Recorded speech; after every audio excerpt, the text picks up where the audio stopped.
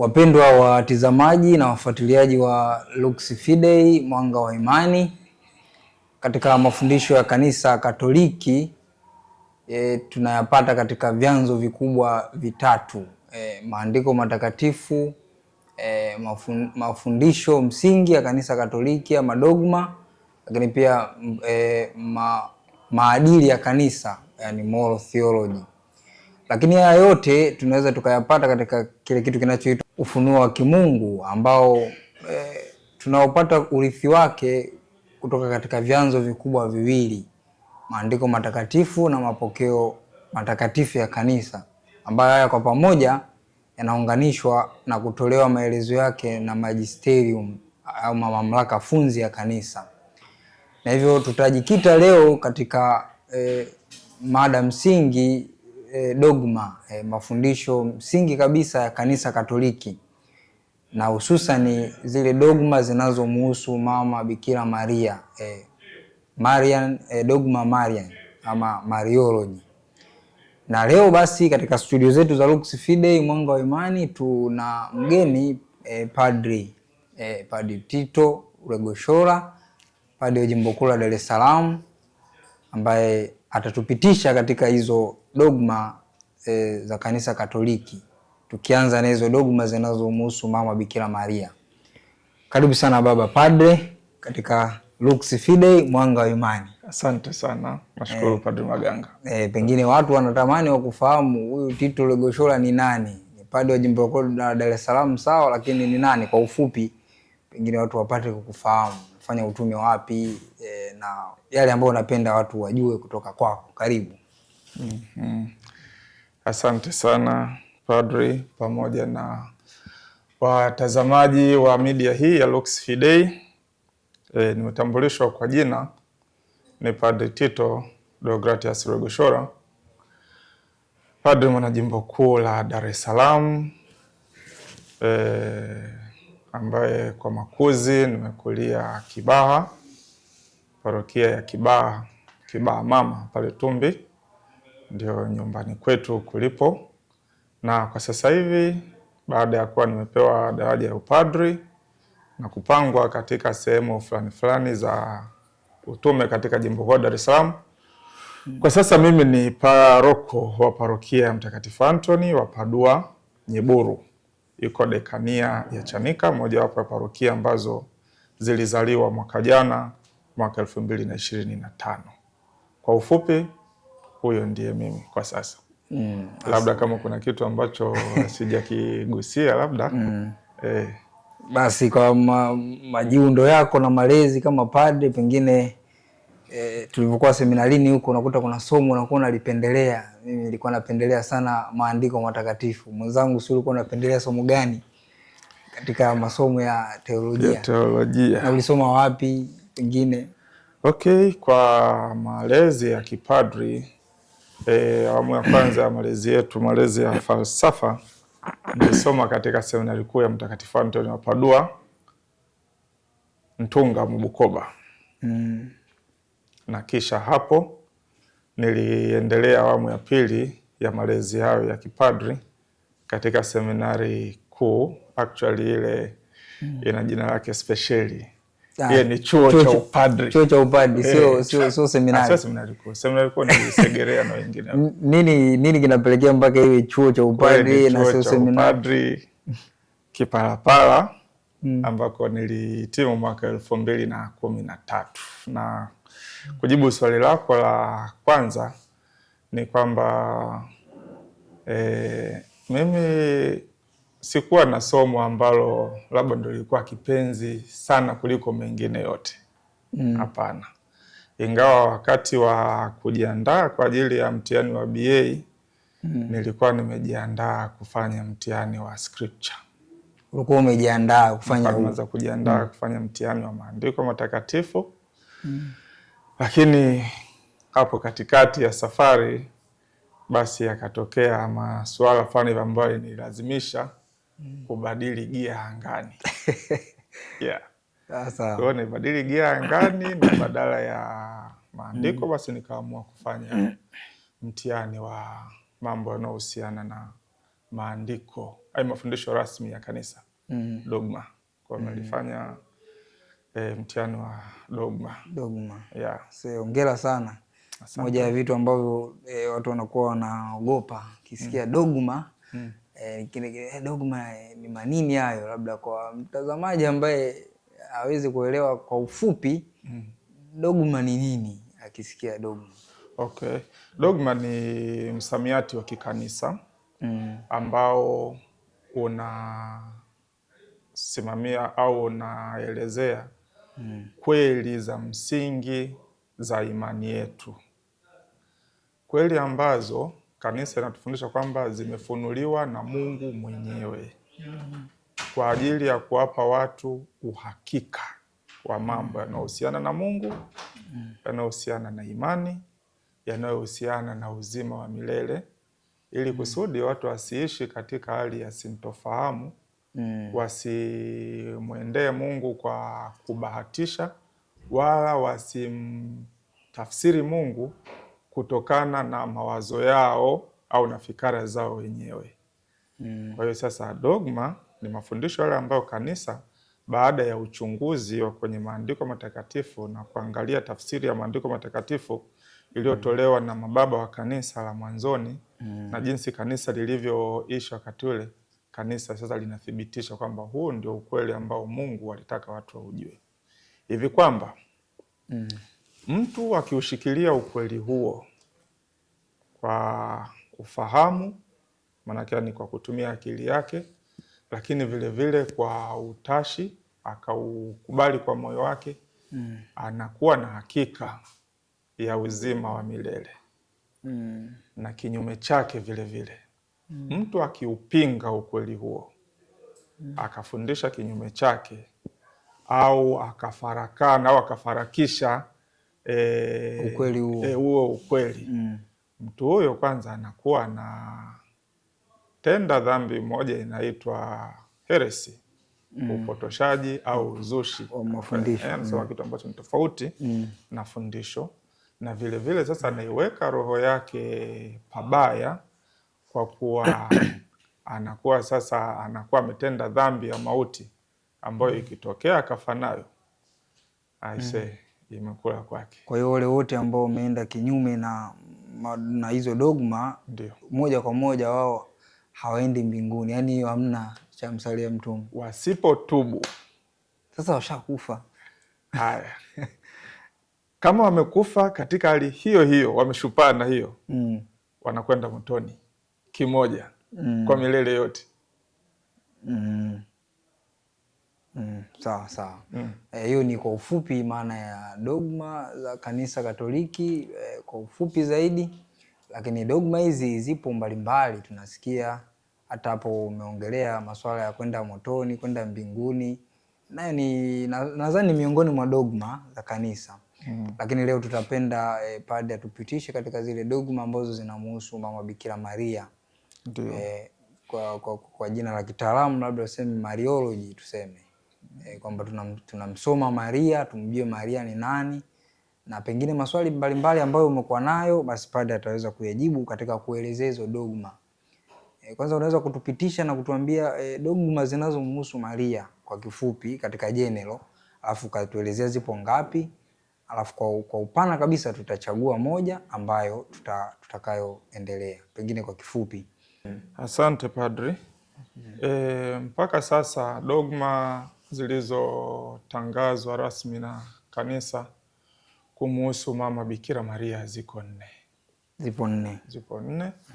Na dogma hizo zinabebwa na misingi au na mizizi ya kwamba Maria ni kiumbe kiteule katika mpango wa Mungu wa kuwakomboa wanadamu.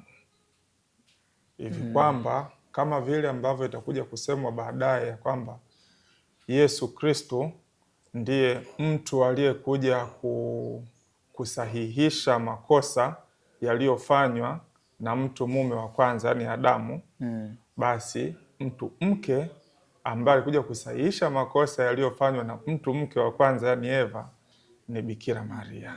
Kwa hiyo katika hiyo design ya Mungu iko namna hiyo, lakini vile vile hata katika kukamilisha kutimiliza ufunuo ambao Mungu alikuwa anauonesha kwa njia ya taifa teule, hasa katika ile ufalme alioestablish katika nyumba ya Daudi. Mojawapo ya vitu ambavyo sasa vilikuja kuoneshwa ni ile nafasi ya mama wa mfalme. Ambapo katika ufalme huo malkia alikuwa si mke wa mfalme bali ni mama yake, kwa anaitwa kwa lugha ya Kiebrania Gebira. Kwa sababu hiyo kanisa katika kuchipusha sasa kutoka kwenye mizizi ya namna hiyo limekuja kutoa mafundisho rasmi manne kumhusu mama Bikira Maria. Ndio. Fundisho la kwanza ni kwamba huyu Bikira Maria aliyezaliwa na Yoakimu na Ana, yeye ni mama wa Mungu, au kwa lugha ya Kiyunani iliyotumika kuandika Biblia ya Agano Jipya anaitwa Theotokos. Theotokos aliyembeba Mungu baadaye, lakini wewe pia inaweza kutafsiriwa kama mzazi wa Mungu. Kwa maana ya kwamba huyu aliyezaliwa na Mariamu au na Maria na Bikira Maria alikuwa ni nafsi ya Mungu, kama vile tunavyofundishwa pia katika mafundisho ya kwamba Yesu Kristo wa Nazareti ni Mungu, nafsi ya pili ya Mungu aliyetwaa mwili akazaliwa na Bikira Maria, ndipo sisi ndipo akakaa kwetu. Na ndio msingi wa hiyo dogma. Ya pili ni kwamba huyo Mariamu mama yake na Yesu aliyemzaa Yesu alibaki bikira kwa maisha yake yote. Bikira. Sasa hapo ndo mtu aliozaa na kwaje na basi hayo itakuja kusema baadaye wakati wa kuitazama hiyo dogma. Ya tatu ni kwamba Mariamu huyu ili amzae Yesu alikingiwa dhambi ya asili. Kama vile ambavyo inasemwa kwamba kwa njia ya Adamu wote walizaliwa wakiwa wametindikiwa utukufu wa Mungu. Walizaliwa na dhambi ambayo hawakuifanya wenyewe. Ndio ile kurithi dhambi ya asili. Ni dhambi ambayo wanairithi kwenye DNA. Sasa huyu kwa sababu alikuwa na special mission kutoka kwa Mwenyezi Mungu. Maana hata kabla ya kuzaliwa, hata kabla ya kuzaliwa, yani kabla hata kufikiriwa, kabla ya kutungwa mimba, yani kwamba wakati wengine wote dhambi asili wanairithi wakati wa kutungwa mimba kwao, yeye aliwekewa beri ile dhambi simpate, ili kusudi tangu mwanzo awe ni chombo hicho kiteule kwa namna ya pekee kabisa. Alafu na utimilifu wa hayo yote sasa ni kwamba kanisa linafundisha kwamba huyu Bikira Maria alipalizwa mbinguni mwili na roho. Yuko mbinguni sasa hivi hata kabla ya ufufuko. Hakupaa kwa uwezo wake yeye mwenyewe, alipalizwa kwa meriti ya Bwana wetu Yesu Kristo. Kwa hiyo kwa ufupi kanisa linafundisha mambo hayo kumhusu Bikira Maria, na itakuwa ni bahati mbaya sana kwa mtu awaye yote kuyachukua kwa mashaka au kuyapinga waziwazi kabisa. Anachezea roho yake, kama vile tunavyosema Kiswahili, mtu anachezea shilingi kwenye tundu la choo cha shimo, tena sio hivi vya kizungu vya kuflash. Naam. Nashukuru sana kwa ufafanuzi mzuri. Kwa kweli ukiziangalia Roho wa Mungu anatenda kazi katika kanisa, na hata hizi dogma zilizopangiliwa yani hazijapangwa kwa bahati mbaya. Hazijapangwa kwa bahati mbaya. Kila kitu kipo systematic. Kama tunavyoita systematic theology, sio? Ndio. Basi tunakushukuru Baba kwa kutupitisha kwa ufupi, lakini leo kiini chetu ama kiu yetu kubwa tunataka ikatishwe katika hili dogma la Bikira Maria kama mama wa Mungu, maarufu Theotokos. Ndio. Bikira Maria mama wa Mungu, pengine umeshaelezea kwa ufupi. Ndio. Ilikuwaje mpaka wakafikiria huyu mama Bikira Maria awe mama wa Mungu, yani anamzaaje Mungu? Inakuwaje? Wakati kuna ndugu zetu wanapinga kwamba Mungu hawezi akazaliwa. Mungu ndio kaumba kila kitu, anazaliwaje? Sawa. Ni kweli inawezekana kwa watu katika mahangaiko ya fikra za kibinadamu kupata huo ugumu. Lakini tangu mwanzo Mungu alishataka kuanza kutuingiza sisi katika kutafakari fumbo hilo, kwa sababu Mungu ili kusudi awakomboe wanadamu aliamua kati ya namna zozote ambazo angeweza kuchagua. Alichagua kwamba nafsi ya pili, mwana wake Mungu mwana, atwae ubinadamu wetu. Ndio. Kwa sababu hiyo mtu hawezi kufika kwenye kumtazama au kumtafakari Bikira Maria kama mama wa Mungu asipokuwa ameanza kumtambua Yesu kama neno wa Mungu aliyetwaa mwili. Kumbe hapo kuna uhusiano wa dogma nyingine ya Utatu Mtakatifu.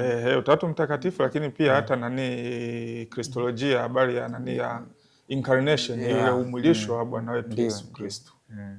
Na kwa sababu tangu mwanzo Mungu alipoamua kufanya jambo hilo, alifanya jambo hilo likawezekana, yani umungu wa Yesu ukaweza kushikamana na ubinadamu wake bila kuleta vurugu, yani bila aidha ule umungu kumeza ule ubinadamu au bila ubinadamu kupunguza ule utukufu wa kimungu. Sivyo? Ndio.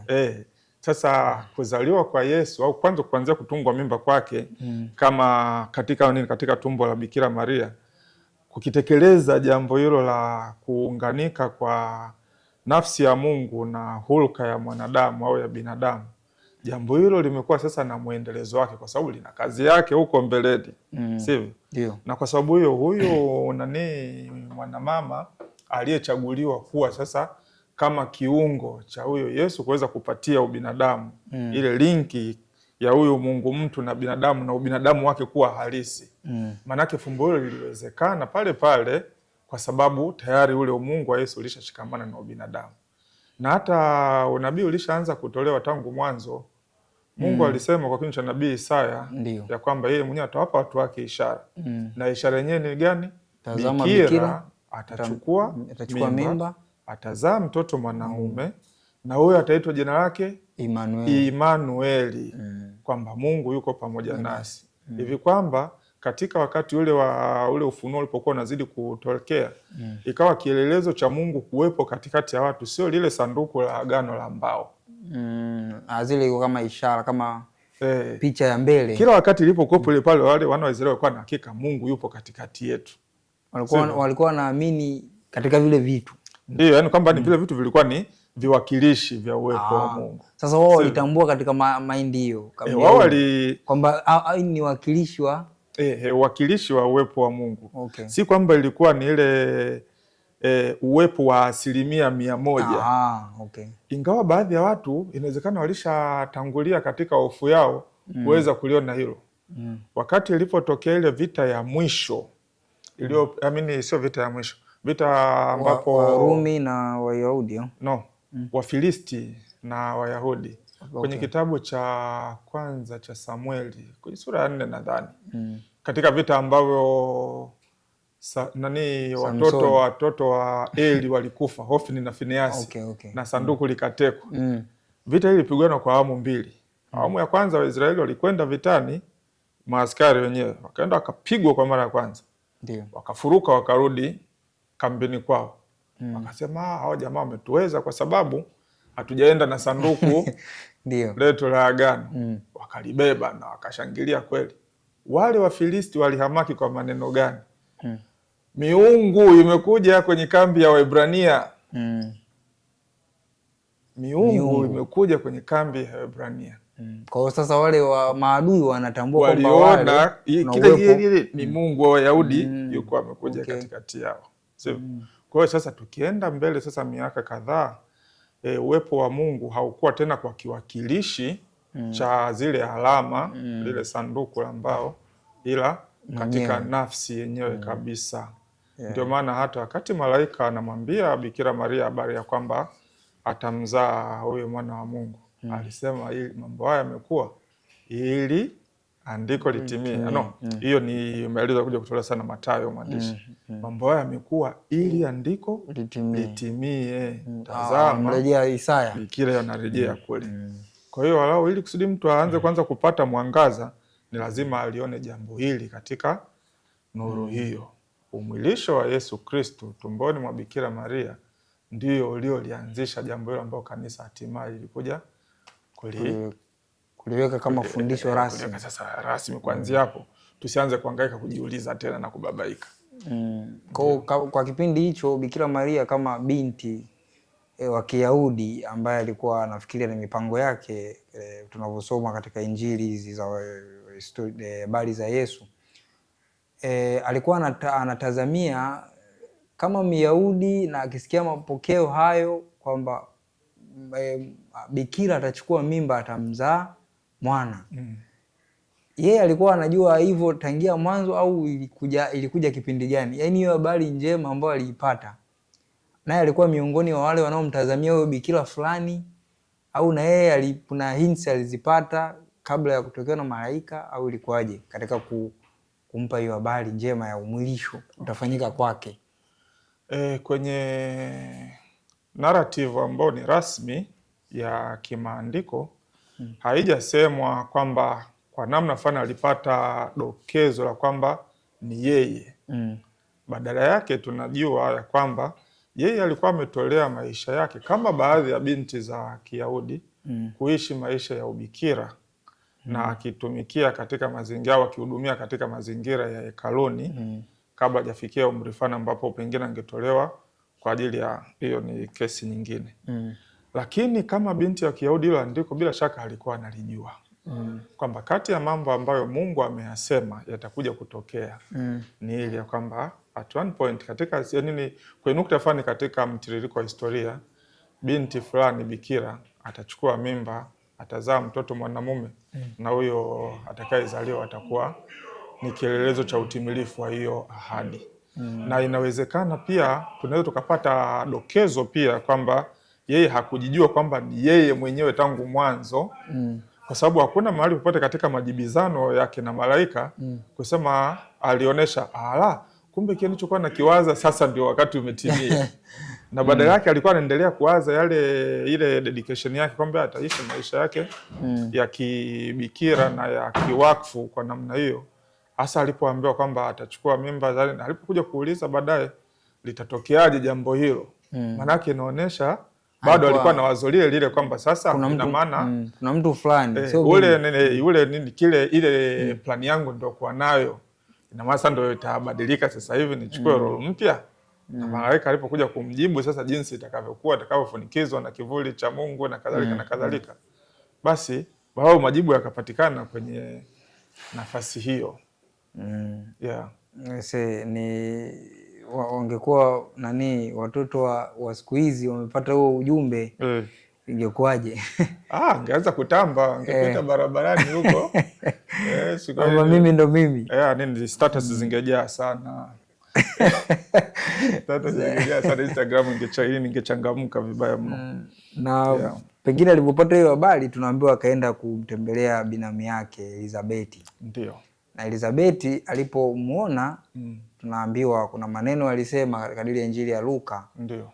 Mama wa Bwana wangu anijilie mimi. Hiyo statement ama hiyo kauli inafunua hiyo Theotokos, mama wa Bwana wangu. Maana ukiangalia Bwana inamaanisha lile, ukirudi kule inamaanisha Mungu, jina lilotumika kumwakilisha Mungu, mama wa Mungu. Ndio, kwenye mazingira ya matumizi ya lugha yao, neno Bwana lingeweza kumaanisha kwa nini katika mazingira au muktadha mbili tofauti.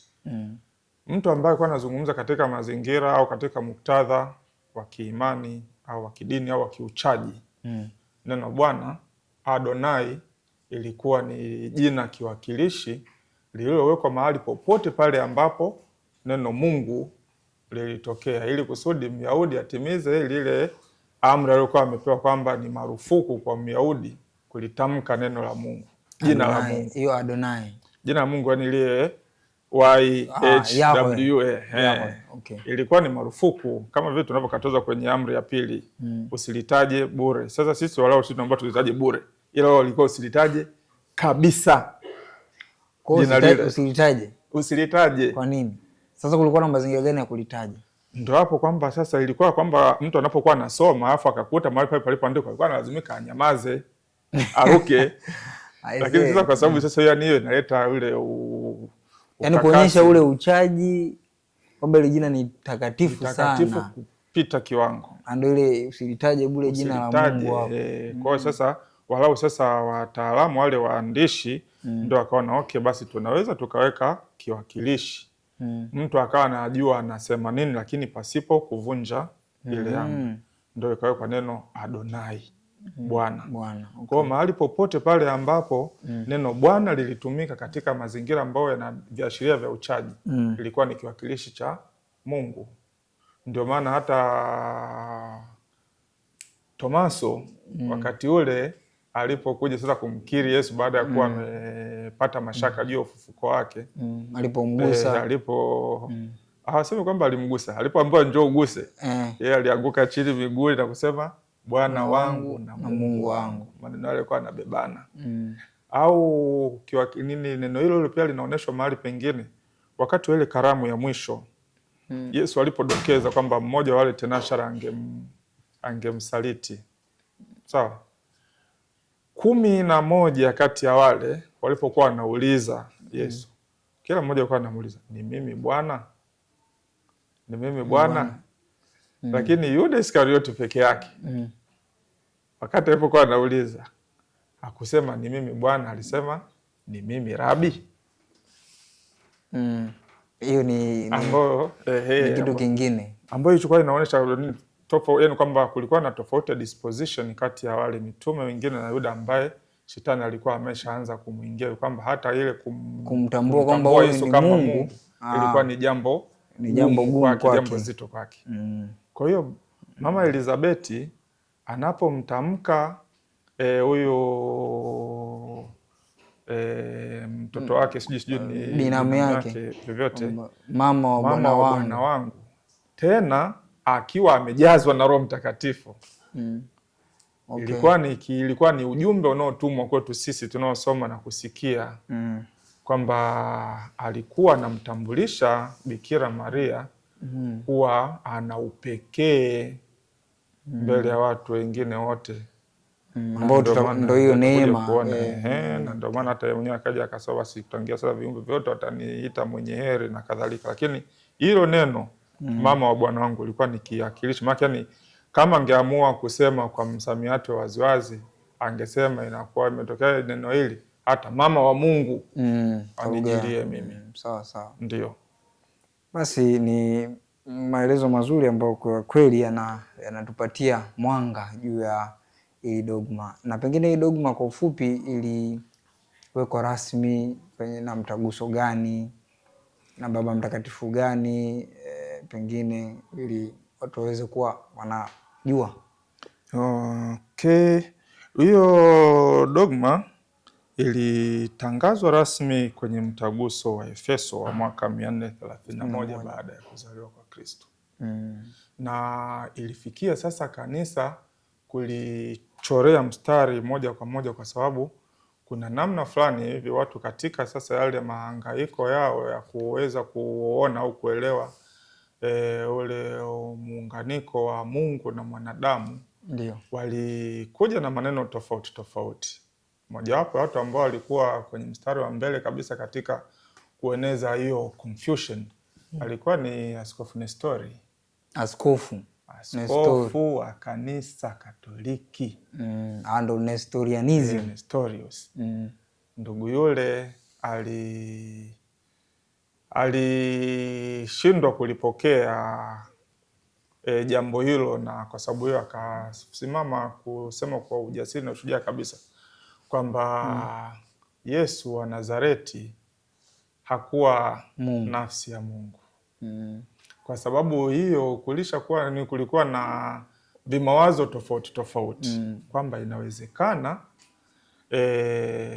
Mariamu alibeba mimba kama binadamu wengine wote wanavyobeba mimba, na akazaa mtoto kama watu wengine wote wanavyozaa mtoto, alafu wakati fulani hapo katika maisha ya Yesu ndio kaja ukatokea ule muunganiko wa huyu sasa binadamu, mtoto wa nani, mtoto wa Nazareti na neno wa Mungu. Kwa hiyo kuna wengine wanasema kwamba wakati anaposema kwamba wakati wa ubatizo wake Roho Mtakatifu alimshukia kama huwa pengine ni wakati ule. Kwa sababu yeye baada ya pale ndo alianza ile public ministry. Ingawa sasa kwamba pengine wakati ule. Wengine wanasema kwamba hakukuwa na ule muunganiko ambao ni wa yani hivi yani kabisa yani badala yake ni kwamba ule umungu wa Yesu ulimvagaa au ile nafsi ya Mungu mwana alimvagaa huyu binadamu Yesu, kama vile tunavyosikia sehemu zingine katika maandiko matakatifu kama kwa mfano sijui Daudi alipotiwa mafuta sijui au sijui Gideoni au Elia alipompa Elisha au Elia alipompa Elisha. Kwa hiyo kuna kitu fulani ambacho ni cha nje kimekuja kumuingia, lakini sasa akijakuwa ni sehemu yake, imekuwa ni kanguvu fulani hivi ambako kana mdrive aweze kufanya hiki na kile na kile. Sasa mambo hayo yalileta sasa kugawanya hiyo nafsi ya Yesu kuwa ni vitu viwili tofauti. Wakati ule muunganiko wa neno wa Mungu na huyu Yesu wa Nazareti ulikuwa ni muunganiko special kabisa, ule wanaita kwa Kilatini hypostatic union, muunganiko wa vitu viwili ambavyo vina hulka tofauti, lakini ambavyo muunganiko ambao unakuwa na mshikamano hivi kwamba haiwezekani tena kufanyaje, yani uwezi ukaona uwezi ukaona na uwezi ukatenganisha. Naweza kusema sasa hapa Yesu binadamu yuko hapa na neno wa Mungu uko pale. Tangia nukta ile ilipotokea kutungwa kwake mimba, basi huo muunganiko ulishakuwa established. Na hata malaika wakati anamtangazia Bikira Maria alimwambia tena neno hilo hilo kwamba kuanzia sasa, kwa sababu hiyo lakini baada ya kukubali kujilia juu yako na nguvu zake aliye juu zitakufunika kama kivuli, hivi kwamba kitakachozaliwa kitaitwa kitakatifu mwana wa Mungu. Umeona? Kwa hiyo sasa tangia pale kwamba ni huo utakatifu wa Yesu wa Nazareti ulikuwa na huo ni mshikamano wa moja kwa moja tangu kutungwa kwake mimba. Ilikuwa ni jambo ambalo sio la wakati fulani tu ambalo lingeweza kutenganishwa. Ni kwa sababu hiyo sasa kanisa likaamua sasa kutangaza rasmi kwamba kwanza sasa Bikira Maria atajulikana rasmi na mtu asibishe. Basi ni jambo zuri na fundisho hili kwa kweli. Nafikiri kama umekuwa mfuatiliaji mzuri umepata kufahamu maswali mbalimbali na mada hiyo kwa undani zaidi kuhusiana na hii dogma ya Bikira Maria kama mama wa Mungu, Theotokos. Basi leo tunapenda kumshukuru sana Mheshimiwa Padri Tito kwa mang'amuzi hayo, na tunakusii uendelee kutufuatilia ili kupata mafundisho mbalimbali katika chaneli yetu. Basi ulikuwa nami Padri Benjamin Maganga Bundala, Padri wa Jimbo Kuu la Dar es Salaam. Hii ni Lux Fidei, mwanga wa imani.